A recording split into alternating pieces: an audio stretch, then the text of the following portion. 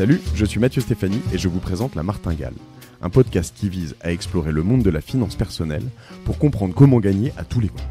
Qu'on ait 200 € par mois à investir ou 5 millions sur son compte en banque. On va pas se mentir, c'est un peu ambitieux. Mais les faits sont là. Jusqu'à maintenant, je n'ai pas pris le temps de m'intéresser à tous ces sujets. Et il est temps que ça change. Abonnez-vous, des conseils gratuits, ça commence par là. Si le sujet vous intéresse, mais que vous n'avez pas le temps ou l'envie de gérer vos finances par vous-même, je vous suggère de prendre contact avec OTA Capital, qui sponsorise La Martingale. Leur métier est justement d'accompagner des gens comme nous dans la gestion de leur patrimoine privé ou professionnel. Il suffit pour cela de les contacter sur lamartingale@ota-capital.com ou en tapant directement OTEA sur votre moteur de recherche préféré. Bonne écoute. Bonjour à tous, j'ai l'immense plaisir aujourd'hui de recevoir Géraldine Métifeux pour La Martingale. Salut Géraldine. Bonjour Mathieu. Alors Géraldine, tu es associée gérante chez Alter Egal. Ouais. Et tu conseilles des clients dans leur gestion de patrimoine. Dans la construction, dans la gestion de leur patrimoine, ils sont pas tous en période de gestion, parfois ils sont jeunes. Ouais. Donc du coup, ils sont plus à construire un patrimoine qu'à le gérer. D'accord, bah, ça tombe bien parce que j'ai plein de conseils à te demander. Allons-y. Je voudrais évoquer sur ce podcast depuis le début. En fait, on parle, à part peut-être dans un épisode sur l'immobilier où on envisage qui pourrait se casser la gueule, qui est le premier épisode avec Philippe Letringue. Je suis plutôt en mode, tu vois, investissement, comment t'investis, dans quoi tu rentres, est-ce que tu fais du Bitcoin, est-ce que tu, voilà, etc. Et j'ai une obsession Bitcoin, hein, tout le monde commence à le voir, même si j'y suis toujours pas allé, donc et j'ai l'impression que t'as pas très envie que j'y aille. Non, bah, après tu fais ce que tu veux. Je pense pas que ce soit ultra liquide. D'accord. Et en fait, je me dis, mais si tout partait à la casse, enfin, tu vois le niveau macroéconomique, économique, si on prend ce scénario catastrophe, quoi, la fin du monde. Alors bon, il y a différentes fins du monde, tu vois, mais je te vois lever les yeux au ciel, mais qu'est-ce que je dois faire pour protéger mon argent, pour protéger mon patrimoine? Il y a deux trucs, si tu sais que tu peux avoir une fin du monde économique. Je crois pas à la thèse du fin du monde en général, mais tu peux avoir une thèse de fin du monde économique ou bien de financière, c'est-à-dire au fond, et souvent elles sont à un léger décalage dans le temps, et l'une peut amener l'autre, peu importe. Mais globalement, si c'est une fin du monde économique, faut attendre, mais c'est pas forcément le moment où les marchés financiers, quels qu'ils soient, vont forcément être au tapis eux-mêmes. D'accord. Ils auront pu être au tapis quelques mois plus tôt, mais ils seront pas forcément pile dans le même cycle. Si on doit, et donc peu importe le cycle qu'on envisage, ou peu importe que ce soit économique ou financier, de toute façon dans cette période-là, si on considère qu'on est à la fin du monde, si on est à la fin du monde, c'est le bon moment pour investir. Si on est juste avant la fin du monde, c'est le moment où il faut pas investir. Et donc c'est plutôt une question de timing et de tempo. Après, si on savait quand ça arrive, franchement, moi d'abord, je me conseillerais que moi-même parce que je suis très riche et j'aurais pas besoin de le faire pour les autres. Donc l'idée, c'est de trouver le tempo dans lequel tu peux investir et après ton horizon d'investissement. Si on est au moment où c'est la fin du monde et que tu veux protéger ton pognon, il faut être liquide. Et donc ça veut dire que c'est ça. Donc si t'as parce qu'en effet, en plus dans cette thèse, il y a forcément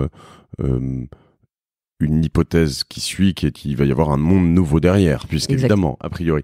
Et alors, mettons que parce que de temps en temps, j'ai des gens autour de moi qui me disent non mais c'est sûr là, tu vois. Alors on est passé par là quand on se parle, on est à peu près au milieu de l'année, pas encore, mais de l'année 2019 et fin 2018, il y a eu un petit soubresaut au moins sur les marchés financiers. Enfin voilà, où en effet, en décembre 2018, tout le monde te disait c'est parti là, c'est la fin du monde. Ouais. En fait, ça priceait une récession imminente. Ouais. Et donc effectivement, à la moitié de l'année 2019, on peut s'apercevoir que ils n'avaient pas le bon dictionnaire, quoi. C'était pas exactement imminent. Néanmoins, la récession, notamment aux États-Unis, parce que c'est eux qui donnent le là quand même de tout cela, elle va arriver. Enfin, moi, je crois beaucoup aussi que je pense qu'elle va arriver. Et donc, si tu viens me voir aujourd'hui et tu me dis, bah tiens, Géraldine, passe-moi mon pognon, s'il te plaît, je vais te dire, bah on va être méga prudent parce que je pense que c'est demain la fin du monde. Et donc, c'est pas maintenant que je vais investir. En revanche, quand on va être tout proche de cela, quand on sera réellement dans l'imminence, ça aura du sens d'aller acheter des actions parce qu'elles seront au tapis ou elles seront pas loin du tapis et donc elles vont rebondir.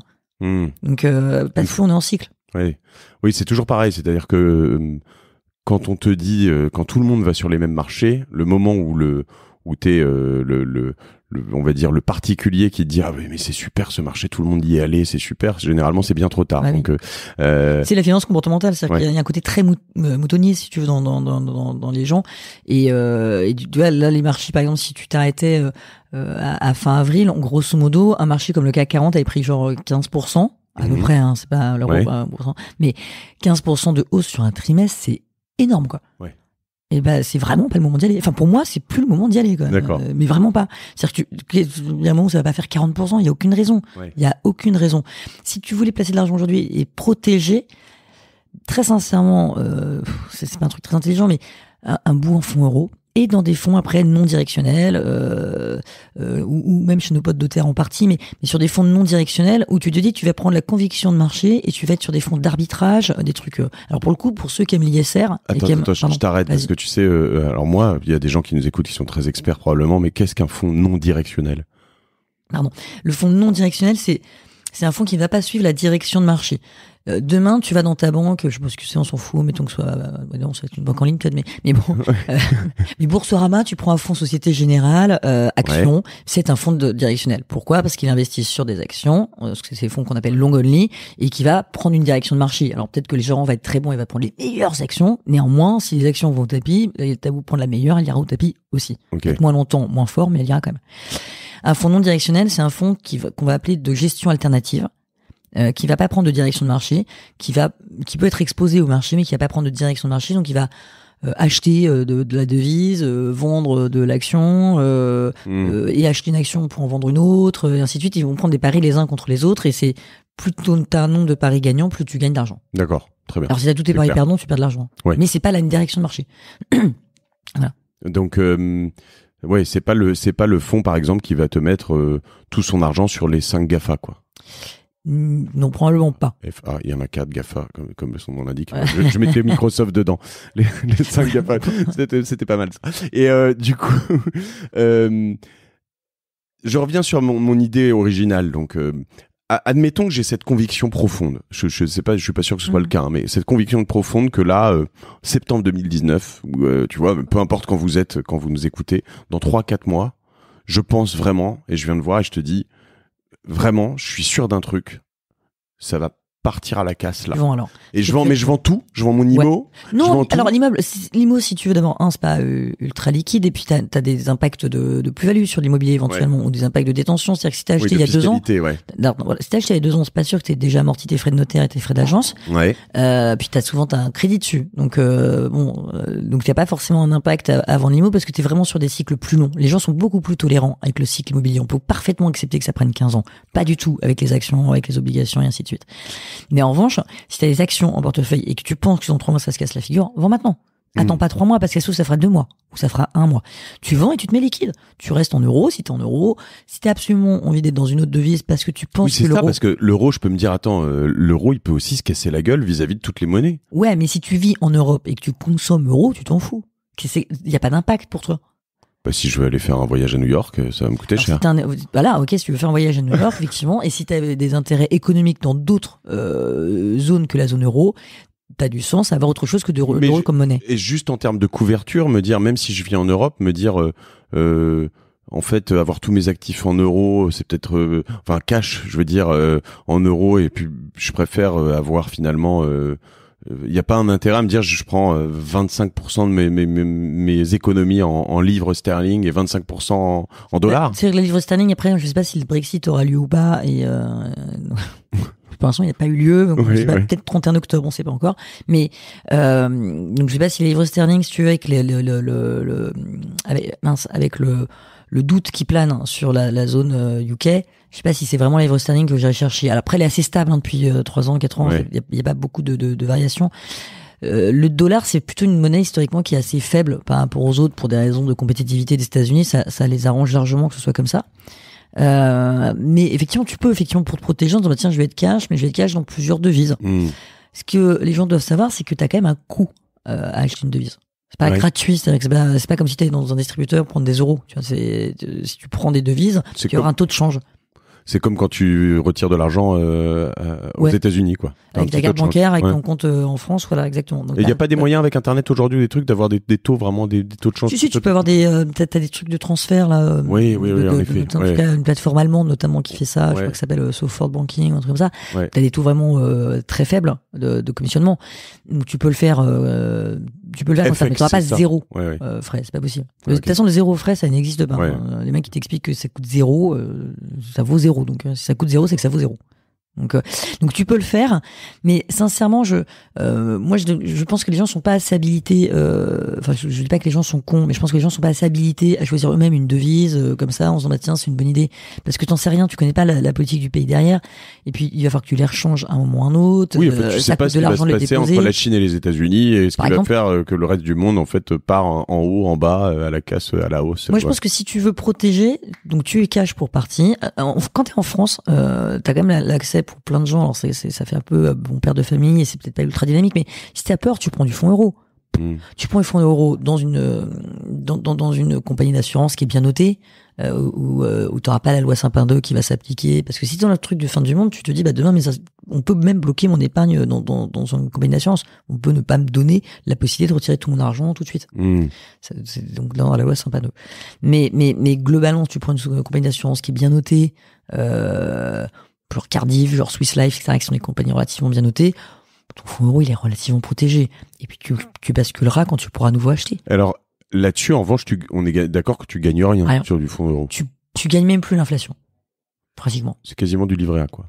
Alors, c'est 2 fois le livret A. Donc, c'est quand même pas tout à fait du livret A, déjà. Ouais. À 0,75 sur le livret A, il est globalement monté entre 1,5 et 2 sur des compagnies d'assurance en fonds euro.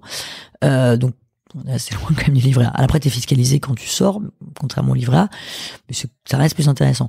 Et tu peux perdre? Non, t'es garanti en capital avec un cliquet sur les rémunérations. Donc non, tu peux pas perdre d'argent. Ce que tu peux perdre, c'est si la compagnie d'assurance fait défaut, et que t'as plus de 70 000 balles dans ton fonds euro et que du coup t'es pas remboursé. Voilà, c'est le seul cas où tu peux perdre de l'argent dessus. Mais effectivement, t'en gagnes pas. Ouais. De toute façon, il y a que le risque qui te fait gagner de l'argent.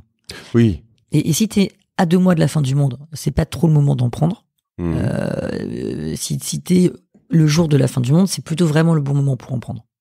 Ça va toujours être une question de tempo pour rentrer ou pour sortir des marchés. Ou alors, faut rester tout le temps et tu fais le yo-yo et quand t'es proche du moment où tu dois réaliser tes actifs parce que tu vas prendre ta retraite, parce que j'en sais rien, dans ces cas-là, effectivement, tu protèges. Sachant qu'il y a des moyens de parier. Alors, j'ai quelques copains traders, etc., donc des puts, des calls, enfin de parier contre les marchés, de parier sur la fin du monde. Tu peux en tant que particulier faire ça? Si moi je viens de voir, je te dis je crois que c'est la fin du monde. Enfin non. D'ailleurs, si je suis encore plus agressif que de te dire en fait c'est la fin du monde, qu'est-ce que je dois faire pour protéger mon argent? Si je te dis attends, je suis tellement sûr que c'est la fin du monde que je veux miser dessus et je vais gagner beaucoup d'argent. Comme ces mecs qu'on misé sur les subprimes et tout ça là. Alors tu l'as bien sûr. Big Short. Exactement. Tu peux parfaitement faire cela. Et après, il y a alors, sans miser forcément sur la fin du monde, mais c'est ce que, on vient sur les fonds non directionnels. T'as une boîte, qui s'appelle H2O. Je les cite parce que c'est vraiment la référence. J'en entends parler souvent, c'est un peu, c'est le nouveau Carmignac, Carmignac, il y a 20 ans, tout le monde voulait du Carmignac. Aujourd'hui, c'est H2O. Demain, c'est autre chose. Et donc, H2O. Ce sont des gens qui font des fonds, hein, c'est ça. Donc, à Carmignac et H2O, tu tapes sur Internet H2O fonds et puis tu peux en acheter selon ta banque. Tu tapes bien, parce que on est sur H2O, si tu tapes H2O, tu vas tomber sur de l'eau, quoi. Oui, la fiche Wikipédia, bon, on est d'accord. Tu vas pas tomber sur le bon truc. Merci, Géraldine. C'est nul, votre truc.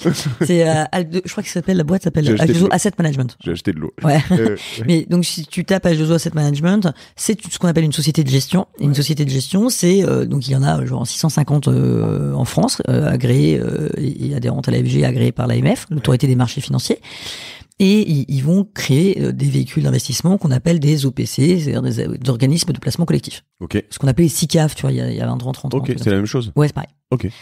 Et donc, H2O, eux, ils ont toute une gamme. C'est génial, ce podcast, j'apprends plein de trucs. Ouais. Il y a beaucoup d'acronymes. Ça fait toujours très vernis. Mais bon, du coup, on essaye de nous perdre parce que si le SICAV est la même chose que l'OPC, moi, tu vois. Puis de vos prochains épisodes, j'aurais oublié en plus. Faut le noter. Et donc, H2O, c'est des Français. Donc, déjà, faut le souligner. Alors, leur boîte est à Londres, mais c'est quand même des Français, et qui viennent de CAM, enfin, de Crédit Agricole Asset Management à la base. Et ils ont décidé de créer leur boîte. Alors, ils étaient déjà relativement riches, donc, ils sont pas créés pour faire du pognon. Enfin, naturellement, ils en font, mais ils l'ont fait pour se faire plaisir. En disant, je vais créer les fonds pour moi, comme je les veux moi, en gros, et avec des très très gros leviers. Donc, tu me parlais de tes puts, tes calls. Eux, ils ont des leviers énormes. Notamment, il y a un fonds qui s'appelle H2O Multibonds, qui, comme son nom l'indique, ne comporte pas d'action. On va supposer que les gens qui nous écoutent parlent anglais, enfin. Et donc, c'est un fonds qui va jouer sur les devises. Sur les obligations, donc le crédit aux entreprises et les obligations souveraines, l'OAT française, mais la dette italienne, grecque à l'époque, etc., etc. Et eux, ils vont faire des paris en permanence dans un sens ou dans un autre. Et le fait qu'on soit à la fin du monde, eux, ils sont assez armés pour le savoir ou pour l'anticiper, plus que toi ou plus que moi. Le cas échéant. Ils ont des économistes, des gens, ils ont des convictions. C'est leur métier, en fait, simplement. Et eux vont parier sur la fin du monde. Et si tu prends ce fonds-là, tu peux très bien te faire beaucoup d'argent. Quand ils ont parié sur le fait que la Grèce allait se remonter, ils ont fait beaucoup de sous. Bon, on a eu un peu peur quand même, parce que les valeurs liquidatives, c'est-à-dire qu'il y a un moment où ton argent baisse, puis remonte. Donc quand il baisse, ça t'inquiète. Quand il remonte, ça t'inquiète jamais. C'est en fait la volatilité, c'est toujours à la baisse que ça inquiète. À la hausse, tout le monde trouve ça parfaitement normal. Et donc ce fonds-là peut te permettre de jouer à la fin du monde. Par exemple, il y en a d'autres, hein, je peux situer parce que j'utilise, mais il y en a d'autres naturellement. Mais en revanche, il te permet de jouer à la fin du monde quand eux décident de le faire, mais eux, ils sont pas toujours en mode fin du monde. C'est-à-dire que s'ils croient que ça va changer, et si moi j'ai décidé que, alors c'est très intéressant. Cela dit, je l'ai bien noté, H2O Multibonds, et puis voilà, il y en a d'autres. Faut chercher quand on se passionne sur ce genre de fonds. Pour y aller, généralement, je peux appeler mon banquier ou trouver sur mes services en ligne. Alors ton banquier, non, mais j'ai rien contre les banquiers. Enfin, j'ai rien contre les banquiers. Si, enfin, je veux dire que très clairement, si les banquiers faisaient de la gestion de patrimoine, ça se saurait. Enfin, c'est leur job. Les mecs, ils sont là pour te facturer un découvert, une carte bancaire, un crédit, je sais pas quoi. Mais enfin, ils connaissent rien, quoi. Enfin. Je prends toujours des pincettes sur ce podcast parce que je sais que j'ai des amis banquiers qui l'écoutent, mais ils se font suffisamment attraper par chacun de mes intervenants. Donc, non, mais il y a des banquiers qui font leur job sans doute, mais pardon, mais ce sont des banquiers privés. Enfin, tu vois, qui sont plus proches de la question privée, donc en fait, qui sont plus proches de mon métier. C'est pas des, voilà, non, mais ne refaisons pas ce débat. Enfin, le mec que t'appelles pour placer ton argent, il fait de la gestion de patrimoine, sinon, sinon t'appelles personne. Mais c'est l'accessibilité, du coup, à ces fonds. Comment je peux? Tu les as, sur un compte titre en ligne. Tu les as sans problème, hein. Donc, je sais pas, moi, je sais pas ce que vous utilisez comme compte titre en ligne. Donc, mais genre, Boursorama, Fortunéo, etc., ainsi de suite, ING, j'en sais rien, tu les as. Sur des contrats d'assurance vie ou capitalisation, sur tous ceux qui sont haut de gamme et distribués en l'espèce pour le coup par les gestionnaires de patrimoine, tu les as aussi. Donc tu les trouves assez et tu rentres et tu sors quand tu veux. Ouais. Ok.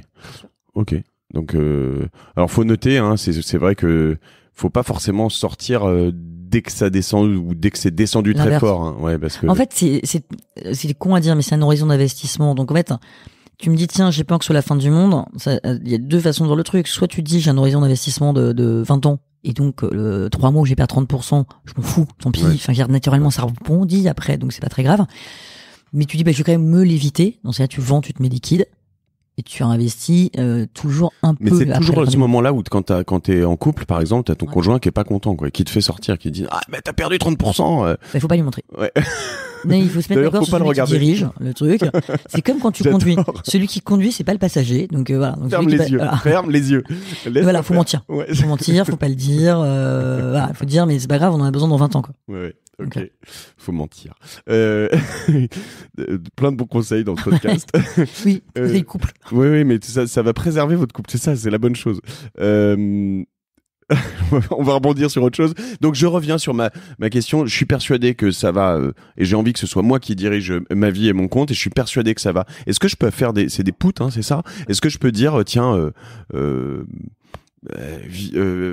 Vinci et Veolia vont se casser la gueule parce qu'en plus sur ces secteurs précisément, c'est n'importe quoi. Enfin, je prends des actions au pif.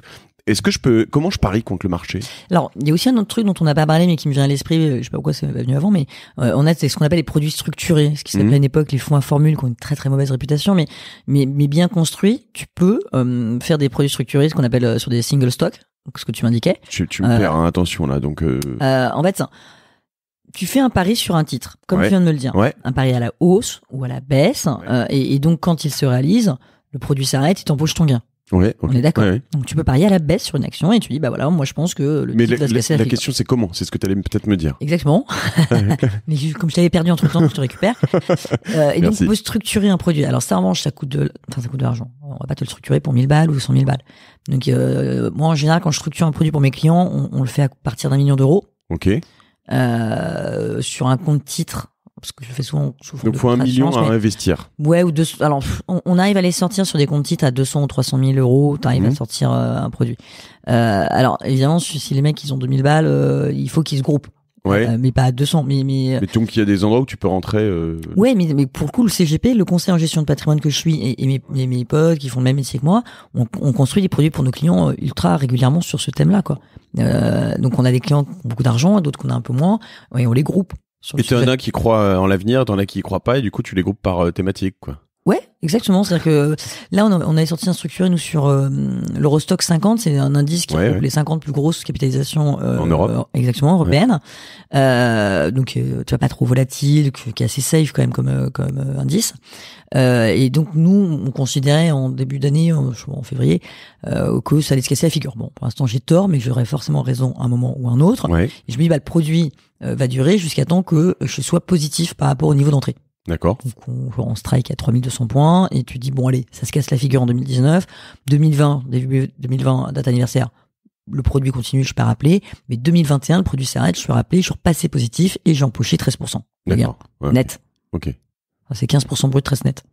Et donc tu vois, je parie sur le fait que les marchés vont bondir et je sais qu'ils vont se casser la figure et comme je ne sais pas quoi faire de mon fric pendant ce temps-là, c'est un peu ce que tu me disais, c'est-à-dire que je ne prends pas la direction de marché, mais je me dis dès que je redeviens positif, dès que la fin du monde s'est réalisée et que les gens vont acheter à nouveau des actions européennes du coup, moi perso, pendant ce temps-là, j'aurais pas pris beaucoup de risques et je me serais empoché 15% en 2 ans. Et donc du coup sur les problématiques fin du monde, pour l'instant on a parlé beaucoup actions. Parce que c'est vraiment le plus liquide entre guillemets, c'est là où il y a des très grosses variations. Donc on peut acheter à la baisse, acheter à la hausse, on vient d'en parler. On peut acheter en groupe, on peut acheter sur une action individuelle. Est-ce que d'ailleurs je peux acheter concrètement en tant que particulier une action individuelle à la baisse? Tu veux dire miser? Alors c'est beaucoup plus réglementé désormais parce que c'est plus compliqué. Il y a beaucoup de gens qui sont. Ça tire l'action vers le bas en fait aussi, non? Clairement, quand tu fais un pari, tu sais, alors pardon, je termine sur ce propos, mais en fait, c'est beaucoup plus réglementé parce que je sais pas si les gens sont peut-être trop jeunes ceux qui écoutent, mais dans les années 2000, tout le monde pariait à la hausse et prenait des calls en disant genre j'avais 100 à l'époque en plus c'était en francs, hein, j'avais 100 francs, j'achetais 100 francs d'actions. Et je prenais un crédit pour avoir 300 francs d'action et quand ça se cassait la figure, en fait, j'avais perdu 300 balles, dont 200 que j'avais pas, quoi.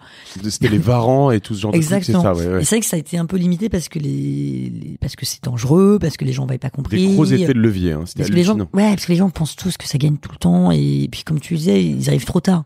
C'est-à-dire que les mecs, là, les marchés prennent 15% sur un quadrimestre, et ils vont dire, tiens, faut que j'ai des actions. Non, en fait, non, c'est plus le moment, quoi.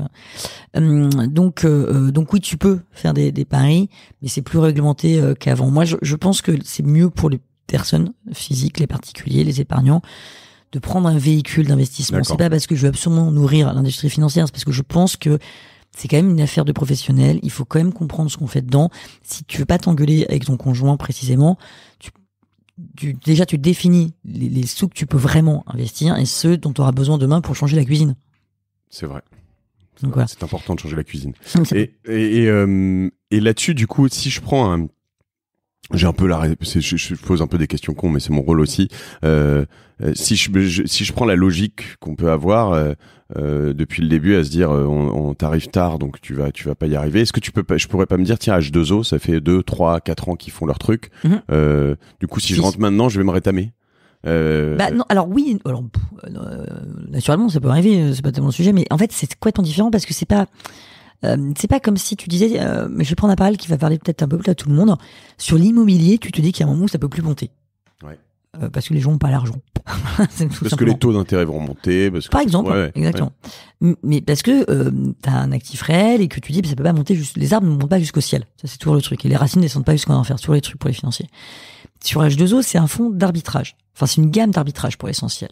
Donc, on dit H2O, mais ça, tu peux prendre JP Morgan, Global Macro Opportunities, qui est un fonds de JP Morgan. Enfin, il y en a d'autres. Hein. C'est pas faire que de la pub sur H2O, mais sur cette gamme-là, il n'y a pas de limite à leurs gains, puisqu'ils ne portent rien. Ils ne détiennent pas de titre. Ouais. Ou quand ils vont faire un pari, ils vont avoir la devise turque pendant 3 mois, parce qu'ils vont parier sur le fait qu'elle va rebondir. Et puis, au bout de 3 mois, soit ils ont raison, soit ils ont tort. Donc, soit ils empochent une paume, soit ils empochent un gain. Tout aussi d'ailleurs. Ouais. Du coup. Donc non, tu peux pas tenir ce raisonnement dès lors qu'on n'est pas sur des fonds directionnels. D'accord. Sur un marché action, sur un marché obligataire, par exemple, on n'a pas parlé des obligations. Tu pourrais me dire, tiens, si ça se casse la figure, je vais plutôt prendre des obligations parce que c'est plus safe que les actions. Moi, on m'a toujours appris que les obligations, c'était plus safe que les actions. Oui et non, parce que on est dans une zone de taux extrêmement bas. Ça fait 30 ans que les taux baissent. Là, franchement, pour aller plus bas, c'est compliqué. Enfin, limite, on te donne de l'argent pour emprunter, donc c'est quand même très compliqué. Et l'argent étant accessible et pas cher, il y a très très peu de défauts d'entreprise. Les obligations.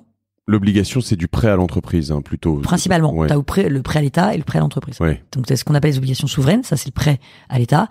Et t'as les obligations crédit. Donc, ça, c'est le crédit aux entreprises. Ouais. C'est quand le particulier ou l'institutionnel, en tout cas, quand c'est quelque chose d'autre que la banque prête. C'est pas un prêt. On en parle avec Frédéric Zablocki, notamment, Entrepreneur Venture. Ouais. Tu peux faire ça. Il y a October aussi, où tu peux prêter là directement. C'est toutes les plateformes de crowdlending. Ouais, exactement. C'est des formes d'obligations un peu. Non, c'est complètement une obligation. Ouais, c'est bien sûr, c'est ça. Ouais. Voilà. Et donc, est-ce que je dirais sur les obligations, si c'était la fin du monde demain, si c'est la fin du monde économique, pas du tout, parce que l'entreprise, elle a plus de sous, elle a plus de chiffre d'affaires, et donc elle va pas rembourser son prêt en premier, quoi. Ouais. Voire elle va faire défaut, ce qu'on appelle faire défaut. Donc c'est pas forcément ce que j'ai cherché, et le risque est pas très bien payé parce que les taux sont très bas. Donc on ne paye pas très très bien ton risque de prêter de l'argent à une boîte qui a pas les moyens de se financer toute seule. Et est-ce que je dois tu vois, il y a des valeurs refuges, par exemple. Alors, évidemment, quand on dit valeur refuge, ce titre et ce mot est associé à un truc en particulier qui est le lingot d'or, quasiment. Voilà. Enfin, on le visualise comme le lingot, mais c'est de l'or. En effet, t'en as pas sous ton. C'est pas de l'or physique toujours, mais c'est de l'or auquel on pense. Il y a des valeurs aussi, par moment, je me dis, quand je vois, alors là, c'est remonté, mais quand je voyais le baril de pétrole, alors je sais pas si je peux acheter un baril de pétrole, mais non. Je voudrais 8 barils. Non, mais tu peux jouer sur le marché. Ouais.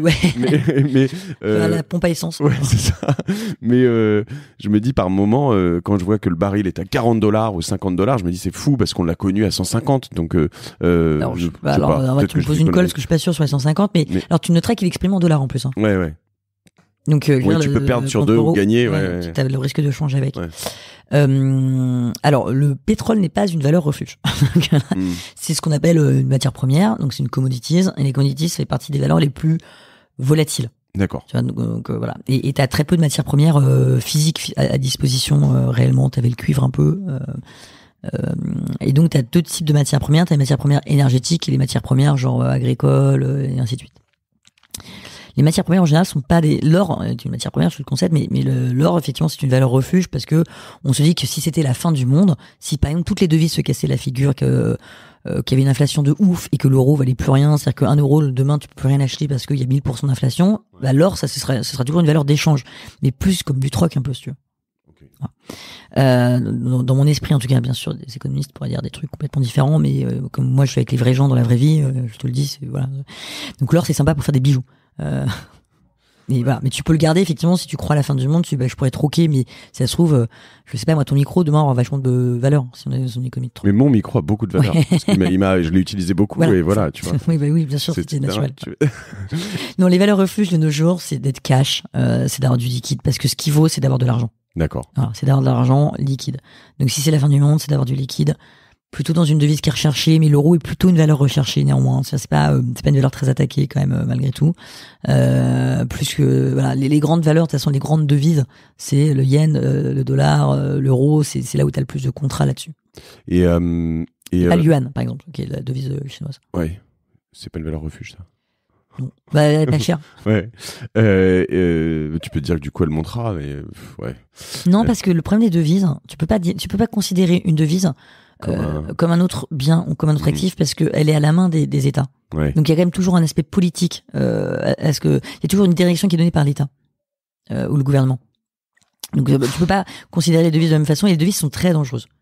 Franchement, les gens sont presque toujours sur la devise. C'est ce qui a perdu beaucoup d'argent, par exemple, chez Carmignac en 2018. Ils sont pris des pains sur les devises. Et à l'inverse, Bruno Krast, Vincent Chaillet, qui sont chez HSE, eux, ils sont ultra bons sur les devises. Ça peut tourner, le vent, il n'est pas toujours dans la même direction. D'accord. Est-ce qu'il existe des fonds un peu prudents ou enfin, si je me dis, il existe des fonds prudents qui font que tu gagnes pas d'argent, ça existe. Ok. Mais qu'en perds. C'est ça, c'est ce qu'on disait un peu tout à l'heure. C'est ce qu'on disait en introduction, mais j'ai donné une interview il y a un an, je sais plus sur où, enfin peu importe, sur les fonds prudents. Et je dis les fonds prudents ne servent à rien. C'est-à-dire que le fonds prudent, tu viens me voir avec ta femme et tu me dis bah voilà, moi je suis assez pushy, mais ma femme elle veut qu'on claque pas tout le pognon. Tu connais ma femme? Non, mais j'ai des clients. Tu n'es pas unique malheureusement ou heureusement.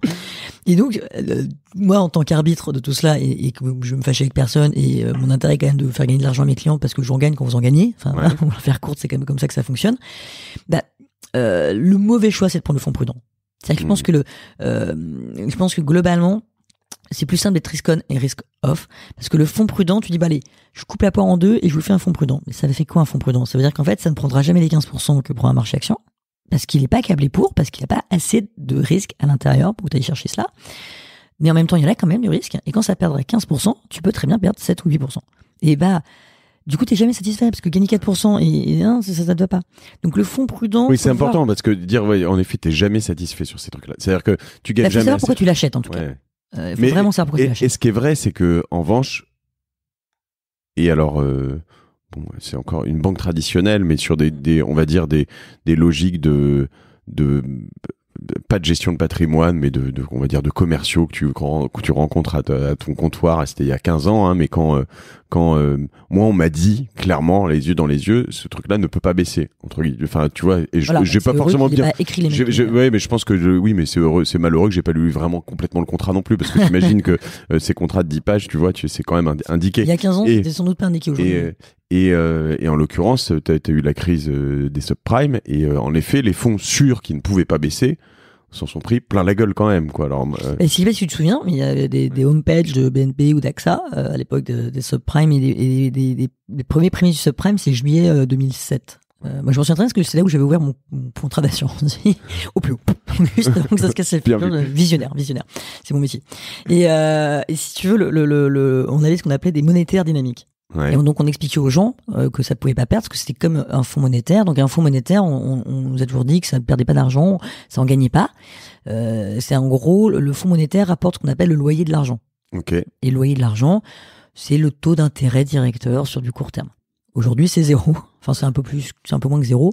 Mais il y a quelques années, quand tu avais de l'inflation, quand tu avais tout plus haut, ça pouvait être 2 ou 3% par an. Donc au fond, pour attendre, t'étais payé un peu pour attendre, ça couvrait l'érosion monétaire, ça garantissait ton argent contre l'inflation. Pardon. Il y a des gens extrêmement intelligents qui ont inventé le monétaire dynamique. Alors, le monétaire et dynamique, déjà, c'est un peu antinomique. C'est-à-dire que c'est quand même un concept, quoi. Donc, mais les gens y croyaient beaucoup. Et donc, croyaient que leur argent était garanti.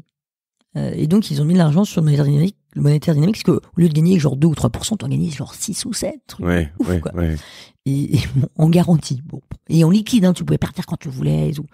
Mais en fait, pas du tout. Parce que c'était effectivement il y avait des CDS, en fait, t'avais des couvertures, t'avais des assurances, plein de mots qu'on a découverts en 2008, un peu, 2007.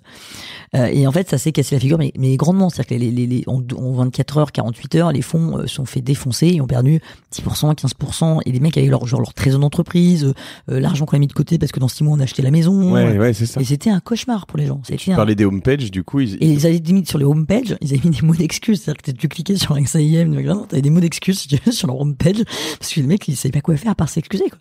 Ouais. Voilà. Et donc, oui, t'as raison quand tu dis, j'aurais dû lire le contrat il y a 15 ans à mon petit comptoir. Il faut toujours lire le contrat, il faut toujours comprendre ce que tu peux prendre comme risque. Quand on dit, tu peux prendre tous les risques selon ton horizon d'investissement. C'est-à-dire que si tu te dis, globalement, moi je suis ok, je peux prendre du risque sur 2 ans. Le mec, il te fait prendre du risque sur 2 ans. Alors, un de mes potes, s'il nous écoute, il sera fou parce qu'il est pas d'accord, mais un risque sur 2 ans, ça veut dire que tu peux ne pas revoir ton pognon. Donc, il faut quand même te dire que moi, je m'en fous, ça me dérange pas, je suis ok pour prendre du risque, mais j'ai 2 ans devant moi. Bah, moi, je pense qu'un bon gestionnaire de patrimoine ne peut pas te faire prendre du risque sur 2 ans parce que tu seras jamais, enfin, si jamais tu le perds, tu seras pas content. Tu peux le citer, ton pote, hein, d'ailleurs, comme ça on l'embrasse. Greg Couder. Mais si tu perds, parce qu'on peut pas dire qu'un profil prudent sur, je sais pas, sur 2 ans égale un profil risqué sur 10 ans. C'est pas vrai. C'est quelqu'un qui n'est pas capable de prendre du risque parce que ça lui fait de la peine de voir son argent varier à la baisse, hein, parce qu'à la hausse ça va toujours. Mais il faut pas lui faire prendre du risque. S'il n'est pas capable, si cette personne-là n'est pas capable de voir son argent varier, il faut pas lui faire prendre du risque parce que elle sera jamais câblée pour. C'est assez majoritaire quand même ça. Non, en fait, on n'a pas une très grosse éducation. Alors c'est un autre thème que tu feras peut-être un jour, mais il n'y a pas d'éducation. Alors ça, du coup, la martingale ça aide, mais il n'y a pas d'éducation financière de personnes. Ouais. Globalement, t'as pas de cours d'éducation financière quand t'es au lycée. Non, c'est sûr. Donc, on sait à peine la définition d'une obligation, d'une action. D'ailleurs, c'est assez symptomatique en Europe et en France en particulier. Je connais plus le chiffre exact, mais c'est pour donner une proportion. En 10 ans, en gros, il y a eu, je sais pas, on a perdu la moitié des boîtes cotées ou un truc comme ça. Enfin, c'est énorme. En fait, on a de moins en moins de boîtes cotées parce qu'il y a moins en moins de personnes qui croient à l'action. Alors, les différentes crises, genre les crises de 2000, les 2008 ont pas aidé. Mais c'est vrai que globalement les gens sont pas très risqueurs. On en parle sur Génération Do It Yourself, mon autre podcast, avec quelques personnes, mais quand t'es entrepreneur, côté ta bourse au Nasdaq, ça fait rêver, mais aller de côté en France par exemple, c'est moins un truc, tu vois. L'amour. Ouais, tu te dis c'est quand même relou, je préfère lever des fonds et avoir en effet des fonds de venture capitaliste. Tu parlais de la fin du monde. Alors la fin du monde, de toute façon, il y a rien qui marche, il faut attendre, il faut fermer les yeux et voilà. Mais si tu veux pas être dans la direction, si on parle de la bourse, et donc en général la bourse c'est les actions cotées, si tu veux pas être dans ces cadres-là, maintenant t'as pas mal d'accès au private equity. Donc mettre de l'argent dans l'économie réelle, c'est un truc qui était très Macron, très à la mode, loi Pacte d'ailleurs fait ça aussi, ainsi de suite. Le mec a son contrat d'assurance vie, alors chez moi plutôt, mais mettons qu'il l'a ailleurs, il peut maintenant avoir accès au private equity dans son contrat d'assurance vie. Tu peux avoir la poche fonds euro qui fait plaisir à ceux qui et tu peux avoir un truc non coté, donc très très risqué, pas liquide. Tu peux pas du tout récupérer tes sous, du tout, même si tu le demandes, tu l'as pas. C'est souvent 7-8 ans, enfin c'est long. Hein, c'est long, c'est entre 5 et 8 ans, où l'argent est immobilisé, où il n'y a pas réellement de valorisation, parce que toi qui as une boîte, tu sais bien qu'on valorise pas ta boîte tous les 2 jours, quoi. Donc au bilan, au mieux, ou quand tu veux la vendre. Donc t'attends de savoir si le type qui a investi dans des boîtes non cotées a fait les bons paris. Ou s'il a pris la boîte pourrie. On en parle avec Frédéric Zablocki, notamment un peu de ça. Il y a un 2, 3 IM ou entrepreneur venture ou voilà des choses qui permettent de rentrer dans des boîtes comme ça sur du court, moyen et long terme. Mais et surtout long terme en l'occurrence, hein, comme tu le dis, à partir de maintenant, on peut le faire à partir de 1000, 10 000 euros. Enfin, c'est pas forcément complètement inaccessible. Non, alors dans la partie crowdlending, non. Sur les fonds d'investissement non plus. Mais si tu veux des fonds genre qu'on appelle FCP1, c'est-à-dire si tu veux pas le fonds grand public, qui est quand même plus chargé en frais, où t'as pas 100% en non côté, t'as forcément un bout soit de liquide, soit d'OPC, tu as vraiment le fonds plus pur, qui ressemble plus à l'investisseur institutionnel, donc typiquement des FCPR. Tu as accès pour des tickets faibles. Alors, je sais plus combien on sait, en l'espèce, peut-être mettre 10 000 balles. Bon. Mais dans le cadre de contrats d'assurance, tu peux les avoir. D'accord. Donc ça vaut le coup. Bon, alors très bien. Écoute, donc si je récapitule, si je crois que le marché va partir dans le mur, enfin que tout va partir dans le mur, le mieux quand même, c'est de prendre tout en cash, sans forcément se soucier des devises en se disant finalement ni de l'or, ni de quoi que ce soit, de valeur refuge, etc. De se dire ok, j'ai des liquidités et puis je regarde. Et si j'y crois très très fort et que finalement je me dis je peux miser un peu contre le marché par différents moyens. Et enfin, si je suis pas trop sûr, je peux filer mon argent à quelqu'un comme toi ou il y en a d'autres, voilà, au TA ou à exactement, au TA Capital, à comment et où je peux aller sur des choses par ton biais, comme t'as parlé d'H2O, t'as parlé de JP Morgan, je sais pas quoi, j'ai pas Global Macro Opportunities, voilà. Aussi un fonds de gestion alternative. Voilà, pour se dire voilà. Et c'est bien aussi de penser de plus en plus économie réelle. C'est une bonne manière, je pense, de finir et de se dire en fait je vais mettre mon argent sur du long terme dans des entreprises de l'économie réelle, parce que je pense que potentiellement quand on pense que les choses vont partir dans le mur, c'est souvent des gens qui savent aussi faire le dos rond un peu, donc il y a des périodes un peu dures, mais comme tu es sur du 5, 6, 7, 8 ans finalement, t'as peut-être des risques, mais voilà. et puis peut-être de l'impact, quoi, tu vois, des fonds qui vont changer le monde, on sait jamais, quoi. C'est possible. C'est complètement possible, mais c'est clair que c'est l'horizon d'investissement qui va être le plus important. Alors Géraldine, je te remercie. On te suit en cherchant notamment Géraldine Métifeux avec un X à la fin, METIFEUX. Donc sur alteregal.com, égal avec un E, et puis sur LinkedIn par exemple. Exactement. J'ai une dernière question pour toi, Géraldine. C'est quoi toi ta martingale à toi? En investissement? Ouais. Ma boîte déjà c'est une bonne martingale. Ouais. Quand t'es entrepreneur c'est forcément un peu le truc. Si je devais te prendre un conseil et je ferme les yeux et j'attends ma retraite, un fonds de CJP Banco que j'aime beaucoup c'est Global Focus, un fonds action international. Sur le long terme, comme dirait ton conseiller, ça peut pas perdre. Ok, très bien. Eh ben écoute, je te remercie beaucoup pour ton temps et puis je te dis donc à très bientôt peut-être sur la martingale. Merci. Salut.